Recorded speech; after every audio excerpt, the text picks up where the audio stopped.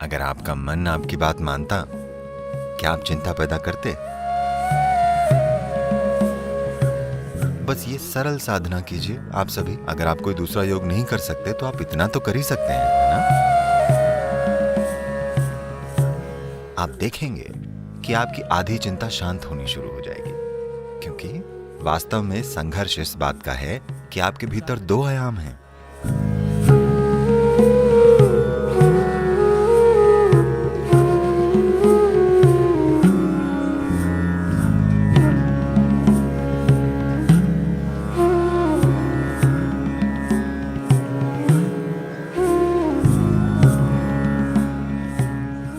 अगर आपका मन आपकी बात मानता, क्या आप चिंता पैदा करते? नहीं। इसलिए जवाबों के लिए कहीं और मत देखिए, कहीं भी दूसरी जगह। बात बस इतनी सी है कि आपका अपना शरीर और मानसिक ढांचा आपकी बात नहीं मान रहे। तो आपने बहुत सी बातें कही, मैंने कोशिश की, और ये पूरी कैलिफोर्निया में जो बड़े बड़े शब्द घूम रहे हैं, खासतौर पर उसे सरेंडर करने के बारे में, इसे जाने देने के बारे में, ऐसी किसी चीज ने एक भी व्यक्ति के लिए काम नहीं किया है कभी भी। क्या इसने किया है? मैं आपसे पूछता हूं। आपको चिंता है, उसे जाने देने की कोशिश कीजिए। क्या ये चली जाती है? यहां तक कि फ्लू भी, कमबख्त फ्लू तक नहीं जाता। हाँ या ना? साधारण सी सर्दी भी नहीं जाती। आप कहते हैं जाओ, क्या ये चली जाती है? इसलिए हमें समर्पण के इन सजावटी चक्करों में नहीं पड़ना चाहिए। ये सब इधर उधर की बातें हैं। कोई नहीं जानता कि समर्पण क्या है, क्योंकि जब ऐसा होगा तो आपको पता ही नहीं चलेगा कि ऐसा हुआ है। आप ऐसा नहीं कर सकते, मैंने समर्पण कर दिया, ये कैसे संभव है? तो उन चीजों को छोड़कर, खास तौर पर जैसा मैंने कहा है, आपने यूजर मैनुअल को नहीं पढ़ा है कि ये कैसे काम करता है। हमें इस पर ध्यान देना होगा।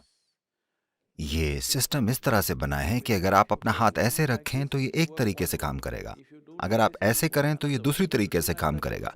ये एक अद्भुत प्रक्रिया है। अगर ये कोई सरल चीज होती तो हम इसे छेनी हथौड़ी से कूट पीट कर सही आकार में ले आते, ठीक है? ये बहुत ज्यादा परिष्कृत है। ये मशीन असाधारण रूप से जटिल है। ये जिस चीज के लिए बनी है उसे उस तरह इस्तेमाल करने के लिए व्यक्ति को एक निश्चित तरह का ध्यान देने की जरूरत है, वरना यह खुद को अस्त व्यस्त कर लेगी। अब कई कारक हो सकते हैं, जेनेटिक कारक हो सकते हैं, सामाजिक कारक हो सकते हैं, कुछ पालन पोषण के मुद्दे हो सकते हैं, तमाम तरह की चीजें हैं। पर अपनी समस्याओं के लिए इनमें से किसी भी चीज को कारण मत ठहराइए। जरूरी बात बस ये है, आप अपने मन को वैसे नहीं रख पा रहे हैं जिस तरह से आप उसे चाहते हैं। आपकी बस यही समस्या है ना? जिस पल आप कारण देते हैं कि मैं ऐसा इसलिए हूं क्योंकि मेरे पिता ऐसे थे, मैं ऐसा इसलिए हूं क्योंकि मेरे दादा की जेनेटिक्स ठीक नहीं थी, तो समझिए आप खत्म हैं। क्योंकि अब हम उन व्यक्तियों को बदल नहीं सकते। Yes. अब आप कोई अलग पिता या दादा नहीं चुन सकते, अब वो बीत चुके हैं। पर आप इसे रूपांतरित कर सकते हैं। आपको यह समझना चाहिए, अब भी इससे कोई फर्क नहीं पड़ता कि आपको चिंता का विकार है। फिर भी अगर आप एक गाजर का टुकड़ा भीतर डालते हैं तो यहाँ एक ऐसी बुद्धिमत्ता है जो एक गाजर को एक मनुष्य में रूपांतरित कर सकती है। इसका मतलब हर रोज आपके भीतर एक नए शरीर का निर्माण हो रहा है ना? टुकड़ों में हर रोज एक नए व्यक्ति का निर्माण हो रहा है। जब सृष्टि का स्रोत आपके भीतर काम कर रहा है और लगातार एक नए मनुष्य का निर्माण हो रहा है, अगर आप इसकी थोड़ी सी भी जिम्मेदारी ले लें तो आप पूरी तरह से एक नई शारीरिक और मानसिक प्रक्रिया का निर्माण कर सकते हैं। हमारे साथ कुछ ऐसा हुआ। पिछले साल हम लोग तिब्बत में ट्रैकिंग कर रहे थे।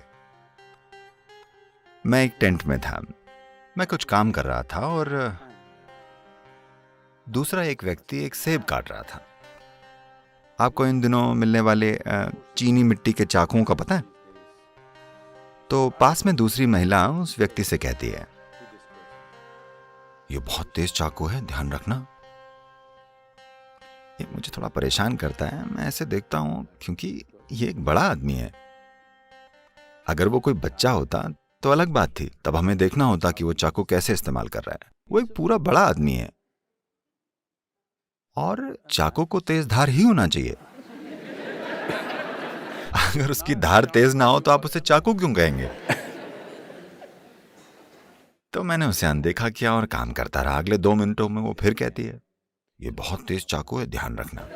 मैंने कहा बस करो, वो एक बड़ा आदमी है, उसे अकेला छोड़ दो, उसे पता है चाकू को कैसे इस्तेमाल करना है। वो एक छोटा सा चाकू नहीं संभाल सकता। ये कोई बहुत भारी मशीनरी या अंतरिक्ष यान या ऐसा कुछ नहीं है कि उसे पता नहीं कि इसे कैसे चलाना है। ये एक चाकू है। वो कहती है, नहीं सदगुरु, ये बहुत ही तेज चाकू है। और मैं जो कर रहा था वो करता रहा। अगले 2 मिनटों में वो उससे फुसफुसाती है, बहुत ध्यान रखना, ये बहुत तेज है।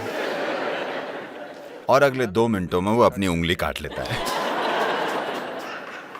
उसके बाद मैंने हार मान ली। ठीक, यही सब हो रहा है जीवन के साथ, यही सब हो रहा है। आपके पास एक बुद्धि है जिसके लिए आपके पास कोई पर्याप्त स्थिर आधार नहीं है, या दूसरे शब्दों में आपके पास एक तेज चाकू है, माफ कीजिएगा बहुत ही तेज चाकू। A very sharp knife in your hand, but your hand is not steady. आपके हाथ में एक बहुत ही तेज चाकू है पर आपका हाथ स्थिर नहीं है। जरा देखिए, ये आपका ही मन है जो सारी पीड़ा पैदा कर रहा है ना? हाँ या नहीं? तो आपके पास है बहुत तेज चाकू है, ये जितना धारदार होगा उतना ही आप खुद को काट लेंगे। तो हमें चाकू को कुंद नहीं करना है, हमारे पास बस एक स्थिर हाथ होना चाहिए, है ना? इसके बारे में कुछ नहीं किया गया है। लोग इन तमाम शांतिकर दवाओं और बकवास के साथ जो आप लेते हैं उससे चाकू को कुंद करने की कोशिश कर रहे हैं। चाकू को कुंद करना हल नहीं है, क्योंकि अगर आप अपने होने की संभावना को ही कम कर देते हैं तो सब ठीक होगा। अगर हम आपका आधा दिमाग हटा दें तो आप काफी शांत रहेंगे, क्योंकि चिंता पैदा करने के लिए थोड़ा दिमाग लगता है। अगर हम सचमुच में आपका आधा दिमाग हटा दें तो आप काफी शांत रहेंगे और आप असल में खुश भी रहेंगे। आपको कुछ भी परेशान नहीं करेगा, आप ठीक हैं, सही है ना? पर यह वो नहीं है जिसे हम खोज रहे हैं। मनुष्य जो खोज रहा है वो किसी तरह असीम होना है, किसी तरह। और अगर ऐसा होना है तो आपको एक स्थिर आधार बनाना होगा। चाकू को हटाने की जरूरत नहीं है, चाकू को कुंद करने की जरूरत नहीं है, बस हाथ को स्थिर रखने की जरूरत है ना? कोई प्रक्रिया नहीं करनी है।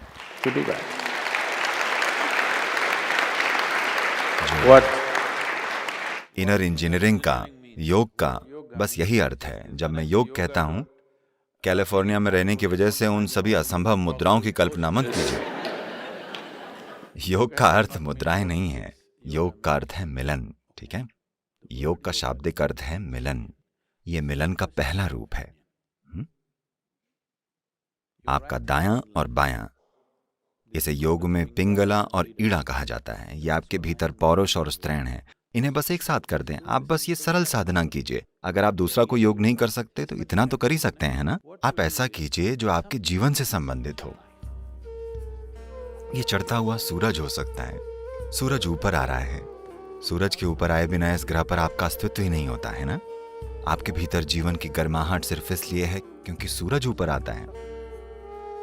पेड़ का ऑक्सीजन छोड़ना और उसके लिए आप कार्बन डाइऑक्साइड छोड़ते हैं और ये अदला बदली हो रही है। इसके बिना आप जीवित नहीं होते हैं ना? इसकी ओर कुछ इस तरह से देखिए, जो भोजन आप खाते हैं, सूरज, जिस धरती पर आप चलते हैं, जिस हवा में सांस लेते हैं, जो पानी पीते हैं, जो लोग आपके आसपास रहते हैं, इनमें से कुछ भी चुन लीजिए। बस ये कीजिए, आपके दाएं और बाएं को पूरी तरह एक साथ कर दीजिए। इस तरह नहीं, इस तरह नहीं, बिल्कुल सीधे, ठीक है? बस किसी ऐसी चीज की ओर देखिए जो आपके लिए सच में मायने रखती है।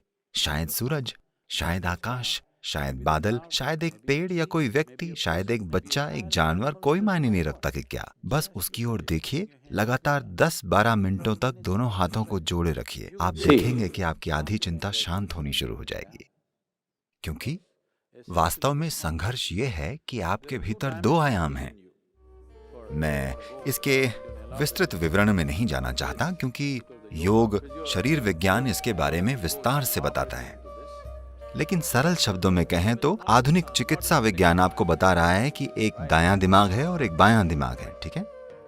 बस इन दोनों चीजों को एक साथ रख दीजिए। ऐसे किसी भी चीज की ओर परम प्रेम और प्रशंसा से देखिए जो आपके लिए मायने रखती है। वो आपकी पत्नी हो सकती है, आपके पति हो सकते हैं, आपकी संतान हो सकती है, एक पेड़, एक कुत्ता, आकाश, सूरज, चांद, इनमें से हर चीज आपके जीवन के लिए जरूरी है। क्या ऐसा नहीं?